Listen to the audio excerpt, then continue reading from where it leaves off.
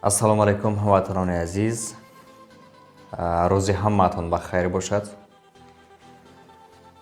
ҳамватанони азиз, имрӯз дар як мавзӯи бисёр муҳим суҳбат мекунем ва иншоаллоҳ ки умедвор ҳастем ки мавзӯъ бароятон хеле ҷолиб ва бароятон хеле кӯмак хоҳад кард. чӣ кор кунем ки як қадам пешамонро дидан тавонем? дар анамин мавзӯъ суҳбат мекунем ва дар ин мавзӯъ дӯстони азиз мо якчанд эфирҳо гузарондем. дар каналамон ҳатман даромада бинед, якчанд эфирҳо мо гузарондем дар ин мавзӯъ, вале имрӯз боз васеътару боз бисёр чизҳоро шаффофтар ба шумо мефаҳмонем. дар кадом вақт одам яъне ки ҳаёташро пешбинӣ кардан наметавонад? дар ҳамон вақте ки ҳаёташро ба нақша нагирифтааст, дар ҳамин ҳолат вай наметавонад ки ҳаёти худро пешбинӣ кунад. барои ин чӣ кардам дар кор? барои ин аз охири умр сар кардам дар кор. мана масалан шумо тасаввур кунед ки шумо 80 ва ё 100 сола ҳастед. ҳеҷ кас намедонад ки мо чанд сол умрро мебинем, бале танҳо Аллоҳ медонад. вале мо мебинем ки инсоният 80 сол, 70 сол, 100 сол умрро мебинад. ҳаминро дида шумо тасаввур кунед ки шумо 100 сола ҳастед. шумо точно медонед ки 1000 сол умр намебинед. шумо инро точно медонед. хуб, вале шумо аз рӯи статистикае ки мо мебинем ки инсон 70 сол, 80 сол ва ё 100 сол умр мебинад, аз рӯи ҳамин мо ҳаёти худро ба нақша мегирем. нависед, шумо дар давоми ҳамин 100 соли ҳаётатон мехоҳед ки чӣ натиҷаҳоро ба даст биёред? менависед, як дафтара мегиред. дар ҳамин ҳаёте ки шумо мехоҳед ки ба сар баред, умр ба сар баред, кадом натиҷаҳоро мехоҳед ки ба даст бигиред, менависонед. полни нависта фурмада рафтан мегиред. як дафтара мегирем, менависем идеални картинаи ҳаёти ман. менависем идеални картинаи ҳаёти ман. ҳамаша якта ба якта нависта фурмада мегирем. шумо тасаввур кунед ки шумо 100 ба бар омадеду чӣ чизҳоро шумо дар ҳаётатон ба даст омадагӣ аст, яъне ки ба даст овардагӣ ҳастед. ҳамаи чизҳое ки мехоҳед менависед. якта ба якта ҳамаша нависта фурмада рафтан мегиред. чиба ки ҳаёт мисли хона аст. ҳамин як хонаро бинед. чизе ки соҳиби ҳамин хона хостагӣ ҳаст, дар ҳамин хона ҳамон чиз пайдо шудагӣ аст. ҳаёти инсон ҳам ҳамин гуна аст. шумо чизе ки мехоҳед дар ҳаётатон пайдо шавад, якта ба якта нависта рафтан мегиред. ин якум қадами шумо мешавад. дуюм қадами шумо.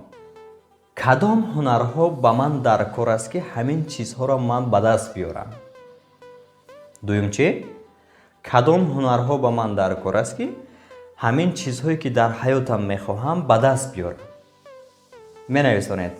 аз рӯи ҳамон касбе ки шумо доред, аз рӯи ҳамон профессияе ки шумо доред, менависед ки ҳамин кадом ҳунарҳо ба ман дар кор аст ки ҳавая мисол ҳамин профессияи худам аз ҳайқалтияму яъне ки дониш гираму ҳамин чизҳоро ба даст биёрам.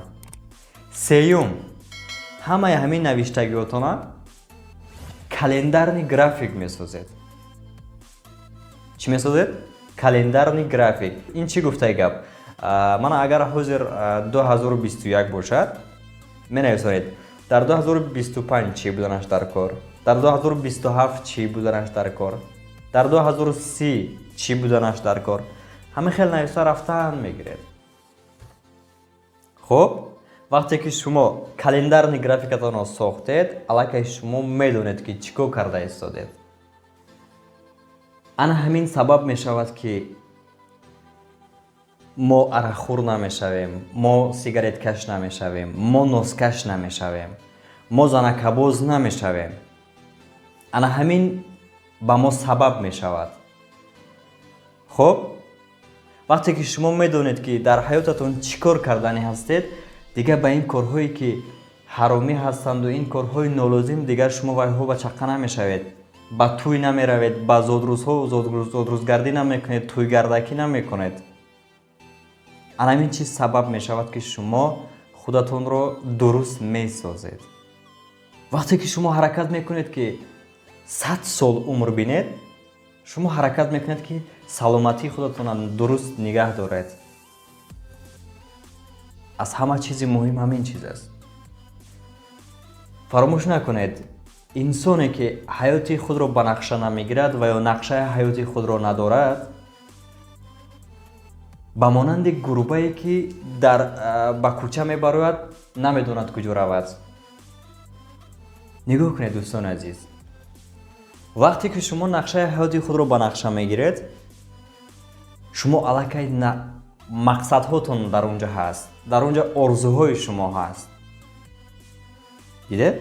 вақте ки шумо анима нақшаи ҳаётатонро тартиб метиҳед, дар онҷа ҳам мақсадҳои шумо ҳастанд ва ҳам орзуҳои шумо ҳастанд. дар ин муддат шумо ҳамавақт дар пеши интихоб ҳастед. ин чӣ гуфтаи гап? як дӯстатон мегӯяд ки биё равем тамошо. шумо интихоб мекунед. тамошо бояд равед ва ё мақсадатонро интихоб кунед ва ё китоб хонед ки ба мақсадатон наздиктар шавед. ё занатон мегӯяд ки биё кӯдакҳоро ба боғча мебарем, ба боғ, ба парк мерем, тамошо мерем. шумо интихоб мекунед. ба парк тамошо равам ва ё китоб ягон чизеро аз худ кунам ки ба мақсадам наздиктар шавам. ё шумо аз кор монда шуда мебиёед, мегӯед ки камтар телевизор тамошо мекунам. шумо дар пеши интихоб ҳастед. шумо телевизор тамошо мекунед ва ё китоб ягон чизе меомӯзед ки ба мақсадатон наздиктар шавед. тамоми инсонҳои муваффақ, дӯстони азиз, фақат интихоб карданд мақсадро. ин характер ба ҳамаи инсонҳои муваффақ ҳаст.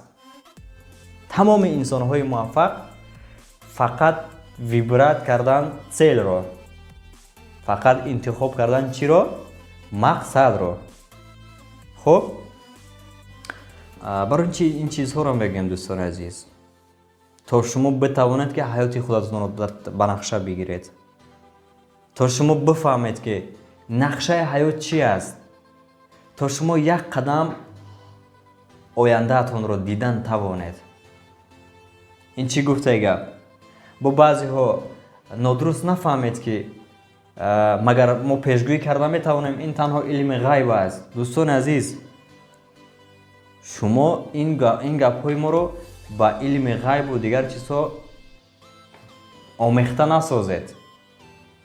инҷа сухан дар бораи нақшаи ҳаёт меравад, видение, яъне ки видениyaи ҳаёти шумо меравад. ман умедвор ҳастам ки шумо аз ин суҳбати мо хеле чизҳои барои худ гирифтед ва ҳаракат кунед ки ба канал обуна шавед, ҳаракат кунед ки видеоро ба дӯстони худ паҳн кунед, то онҳо ҳам аз ин чизҳо бохабар бошанд. мо ҳар чизе ки мегӯем, дӯстони азизам, ба хотири ояндаи шумо мегӯем, ба хотири пешравии шумо мегӯем. боз дар ҳамаи видеоҳо ман гап мезанам, ногуфта намонад ки интернет беҳтарин устоди шумо аст. интернет метавон гуфт ки наставники дуюми шумо аст. шумо дар ин ҷо ҳамаи чизро омӯхта метавонед. хуб боқӣ худованд мададгоратон бошад. ҳаракат кунед фикру ақидатонро дар комментария нависонед. чӣ саволҳое ки доред, ҳатман дар комментария нависонед. худо мададгоратон бошад. ассалому алайкум ва раҳматуллоҳи ва баракатуҳ.